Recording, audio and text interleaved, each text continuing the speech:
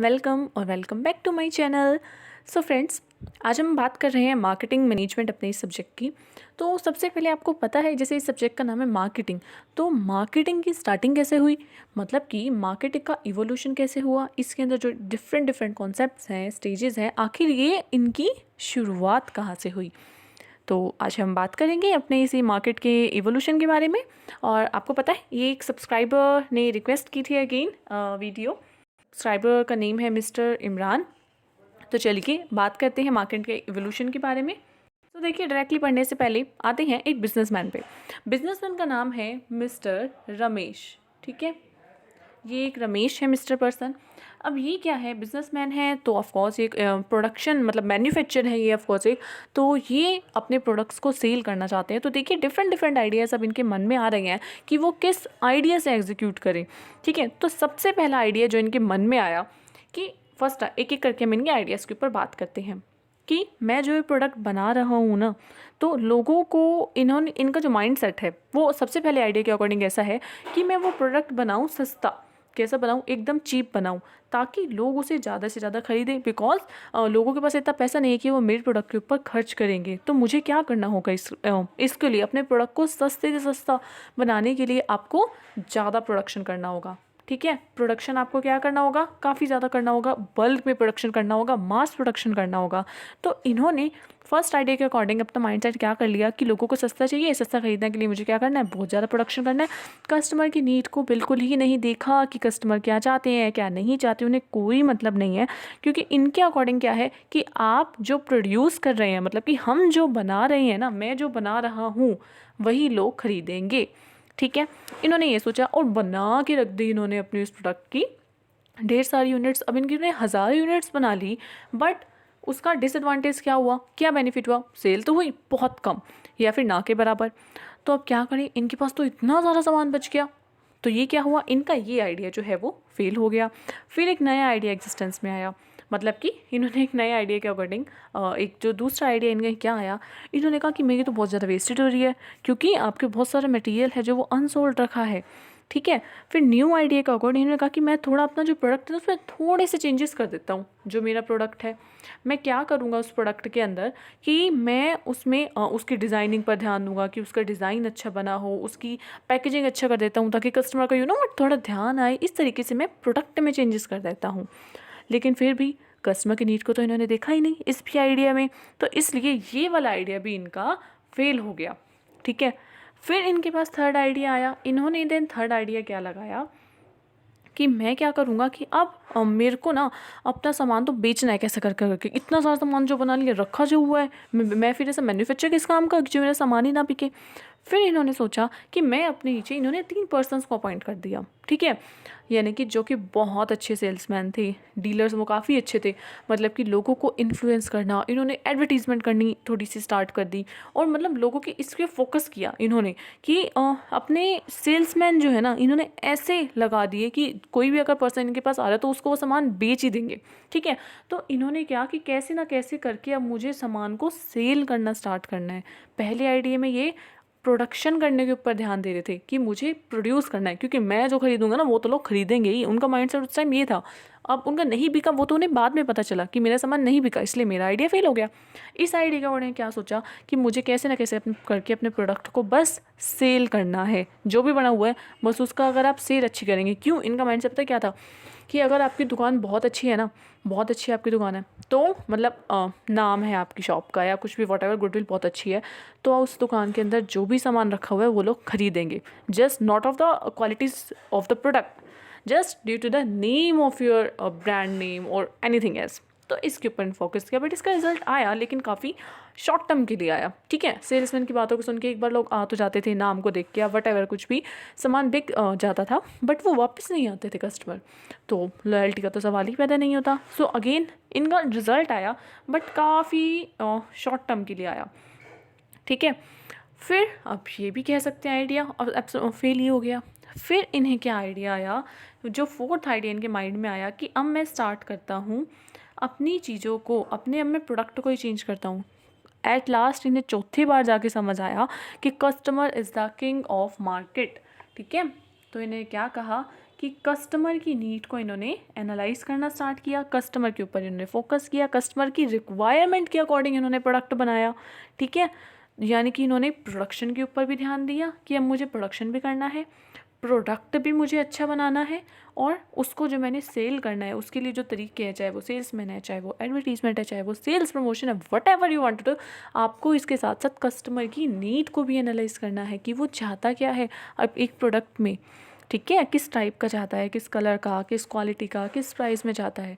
सो ये आइडिया अब उसका काम कर गया। तो देखिए अपने चारों तरफ कि यही नहीं हो रहा है ये सारा काम, कि जो भी कस्टमर चाहता है उसी के अकॉर्डिंग हर कंपनी प्रोडक्ट बनाना स्टार्ट कर रही है ना, जो भी सिचुएशन है उसके अकॉर्डिंग। इसके साथ साथ फिर से माइंड में एक और आइडिया आया कि ऐसा करता हूँ, इसके साथ साथ कुछ ना कुछ मैं सोसाइटी के लिए करना भी स्टार्ट कर देता हूँ। ठीक है, तो यानी कि जो इसका ये फोर्थ आइडिया था और सोसाइटी को इंक्लूड करने का जो फिफ्थ आइडिया था, ये तो काम कर गया और हर जगह हो भी यही रहा है।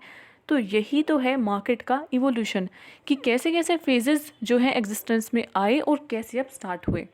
चलिए, आई थिंक आपको इससे आइडिया मिल गया होगा, और अब यही सब बातों को जस्ट आपने पढ़ना है। बहुत ईजी इसका इवोल्यूशन है। अगर आपको ये स्टोरी एक छोटी सी समझ आ गई तो अब आपको आगे का समझने में कोई प्रॉब्लम नहीं होगी। तो चलिए स्टार्ट करते हैं। सबसे पहले आते हैं आपके मार्केटिंग के कॉन्सेप्ट। जिन चीज़ों का हमने पढ़ा उसको जस्ट हमें एक रिटर्न यानी कि एक फॉर्मल तरीके से, जैसे कि बुक्स में होता है, उसे कैसे पढ़ते हैं। तो हमारी जो कॉन्सेप्ट है वो बेसिकली जो है वो 4 टाइप्स के होते हैं, 4 बेसिक कॉन्सेप्ट। वैसे कुछ कुछ बुक में आपको 6 भी होंगी, कुछ में 5 भी होंगी, है ना, डिफरेंट, बट बेसिक जो है आपके production concept, product, selling and marketing concept. अब ये कॉन्सेप्ट क्या होते हैं चलिए देखते हैं। बट उससे पहले जो है स्टेजेस भी आपका ज़रूरी है जानना, मतलब कि origin and development of marketing concept, कि मार्केटिंग के कॉन्सेप्ट का भी एवोल्यूशन क्या था। कॉन्सेप्ट तो मैं आपको बाद में बताऊंगी कि वो कब कब एग्जिस्टेंस में आए। तो चलिए क्या है वो आती है first, second, fourth stage, third fourth stage है। फर्स्ट स्टेज के अंदर क्या होता था, पहली स्टेज मार्केटिंग क्या आई थी, कब आई थी, 1900 से 1930 तक। ये वाला टाइम जो ये आपके 30 ईयर्स थे ना, ये कह सकते हो फर्स्ट स्टेज थी। ये कैसी थी, प्रोडक्शन ओरिएंटेड थी। अब प्रोडक्शन ओरिएंटेड क्या होता है देखते हैं आगे। जो आपकी सेकेंड स्टेज थी ये थी 1930 से 1950 तक। ये जो आगे 20 ईयर्स थे ना, ये सारे फोकस किस पे कर रहे थे, सेल्स के ऊपर कर रहे थे। थर्ड स्टेज थी ये थी 1950 से 1990 के ऊपर, और उसके बाद जो फोर्थ स्टेज है वो 1990 के बाद स्टार्ट हो गई थी, जो कि अब तक प्रेजेंट है, जिसे आप कह सकते हैं सोसाइटी ओरिएंटेड एक्सेट्रा। ठीक है, सोसाइटी ओरिएंटेड है, ऑफ कोर्स हर चीज़ हमारी मतलब कस्टमर के साथ साथ सोसाइटी से रिलेटेड है। सो ये जस्ट 4 स्टेजेस हैं। देखते हैं इसको आके, आप कॉन्सेप्ट के ऊपर फोकस करेंगे। प्रोडक्शन कॉन्सेप्ट, रमेश जी का पहला आइडिया था ये, कि आपको कुछ ना कुछ प्रोड्यूस करना है, मतलब कि हमें जस्ट जो भी हम प्रोड्यूस करेंगे लोग उसे सामान खरीदेंगे। इस कॉन्सेप्ट के अकॉर्डिंग क्या था आपको पता ही है, 1930 तक ये चला था कि कस्टमर सिर्फ उन्हीं चीज़ों को एक्सेप्ट करेंगे which are available them easily and cheap rates. Easily available हैं, चीप रेट्स पे अवेलेबल है, इसलिए इन्हें ज़्यादा प्रोडक्शन करना ज़रूरी है, वो भी लो कॉस्ट पर। तो इसी कॉन्सेप्ट के अकॉर्डिंग इन्होंने कहा था कि बिजनेसमैन अपना प्रोडक्शन बढ़ाते गए, लेकिन प्रॉब्लम क्या हुआ कि उनका प्रोडक्ट जो है वो सेल नहीं हो रहा था, और इसी को कहा गया था प्रोडक्शन ओरिएंटेड कॉन्सेप्ट। कि इसका माइंडसेट क्या है रमेश जी का, कि आपको कस्टमर की नीड को नहीं देखना, मैं जो बनाऊंगा वो बिकेगा, ठीक है, बट वो चीप होना चाहिए, इसलिए बल्क में प्रोडक्शन हो रहा था। ये जो है वो ये है प्रोडक्शन कॉन्सेप्ट। फिर क्या हुआ था, प्रोडक्ट कॉन्सेप्ट। प्रोडक्ट कॉन्सेप्ट के अकॉर्डिंग क्या था, थोड़ा सा चेंज कर देते हैं प्रोडक्ट में, क्या पता कस्टमर अट्रैक्ट हो जाए। ये इस असम्पशन पे बेस्ड था। इसकी क्या असम्पशन थी कि कुछ स्पेसिफिक चीज़ें अपने आप प्रोडक्ट में डालो जिससे कि कस्टमर अट्रैक्ट हो जाए। ठीक है, कस्टमर को चीज़ें जो हैं एक अच्छे तरीके से प्रेजेंट करो। तो ये कहा गया आपका प्रोडक्ट कॉन्सेप्ट। फिर आ गया सेलिंग कॉन्सेप्ट। सेलिंग कॉन्सेप्ट क्या था, जिसे आप क्या कहते हैं, सेल्स ओरिएंटेड कॉन्सेप्ट भी कहते हैं। इस कॉन्सेप्ट के अकॉर्डिंग कस्टमर जो है वो आप लार्ज अमाउंट में बना के रख रहे हैं, बट कस्टमर जो है अपने आप आके तो खरीदेगा नहीं, आपको उस पर फोर्स करना पड़ेगा लोगों को खरीदने के लिए, कि वो आपके सामान को खरीदे, चाहे वो आप सेल्समैन के शिप के थ्रू करें, चाहे एग्रेसिव एडवर्टीजमेंट के थ्रू करें, चाहे अपने सेल्स प्रमोशन के थ्रू करें, सारे मतलब तिगड़म लगा लो, लेकिन आपको बेचना है कैसे ना कैसे करके अपना सामान। ठीक है, ये हो गया आपका सेलिंग कॉन्सेप्ट। फिर जो इसका फोर्थ आपका जो कॉन्सेप्ट है वो आया आपका मार्केटिंग कॉन्सेप्ट। मार्केटिंग कॉन्सेप्ट क्या कहता था, 1950 के आपको पता है कि इसके बाद आया था कि कस्टमर के लिए एक राइट प्रोडक्ट को करना, चूज़ करना, कस्टमर क्या चाहता है उसके अकॉर्डिंग काम करना, उससे के साथ रिलेशनशिप भी बनाना कस्टमर के साथ, कस्टमर की इनफैक्ट नीड को एनालाइज करना और समझ लेना कि consumer is the king of the market. ये था आपका मार्केटिंग कॉन्सेप्ट। उसके बाद एक, जैसे कि हमने कहा था कि सोसाइटी के साथ लिंक कर देते हैं, ये जो 4 हमने बेसिक कॉन्सेप्ट पढ़े, इसके साथ एक और कॉन्सेप्ट जैसे जो आया वो था सोसाइटी से रिलेटेड सोशल मार्केटिंग भी आप जिसे कह सकते हैं। सो इसमें क्या था, बेसिकली इसका मीनिंग था सोसाइटी के लिए, आप सोसाइटी में रह रही हो, आपका बिजनेस है, सोसाइटी आपको बहुत सारी चीज़ें प्रोवाइड करती है, तो आपका भी ये मोटिव बनता है कि आप सोसाइटी के लिए भी कुछ ना कुछ कंट्रीब्यूट करो। तो ये हो जाता है आपका सोशल मार्केटिंग। ठीक है, कुछ ना कुछ दो, जैसे कि आपको पता है कि कंपनी CSR में कंट्रीब्यूट करती है, उसका बेसिक जो उनका मेन मोटिव है वो यही है, सोसाइटी के लिए कंट्रीब्यूट करना। सो ये क्या है, the social marketing concept holds that A company should make good marketing decision by considering consumer. ये देखिए, कंज्यूमर की वांट देखो कि कंज्यूमर आपका कस्टमर वो क्या चाहता है, कंपनी की रिक्वायरमेंट भी देखो और साथ साथ सोसाइटी के लॉन्ग टर्म इंटरेस्ट भी देखो। मतलब अगर आपका प्रोडक्ट है वो आपकी सोसाइटी को कुछ बेनिफिट नहीं दे रहा ना, तो उससे उसका नुकसान तो बिल्कुल ना हो। सोसाइटी के ऊपर, आपके एनवायरनमेंट के ऊपर या किसी और चीज़ के ऊपर बिल्कुल भी बुरा इफेक्ट नहीं आना चाहिए। ठीक है, यही था आपका सोशल मार्केटिंग। इसकी कुछ फीचर्स हैं, क्या है कि लोगों का सोशल वेलफेयर करना है आपको। अगर आप ऐसा करेंगे तो लोग आपसे इंप्रेस होंगे, बार बार आपके पास आएंगे, लॉयल बनेंगे, जिससे कि आपको प्रॉफिट होंगे, वो भी एक लॉन्ग टाइम तक प्रॉफिट होंगे। And inspired from social responsibility, जो इस वर्ड्स है ये इस कॉन्सेप्ट से निकल के आया है, ये एक मार्केटिंग का कॉन्सेप्ट। ठीक है, और लॉन्ग टर्म सेटिस्फेक्शन है इसके अंदर, आपको पता ही है, क्योंकि आप कंज्यूमर के माइंड में रहेगा कि आप सोशल वेलफेयर करते हैं तो हम इन्हीं से प्रोडक्ट परचेज़ करते हैं, तो लॉन्ग टर्म सेटिस्फेक्शन भी रहेगा। तो ये था आपका last concept, social marketing concept. I hope कि आपको ये सब समझ आ चुके होंगे।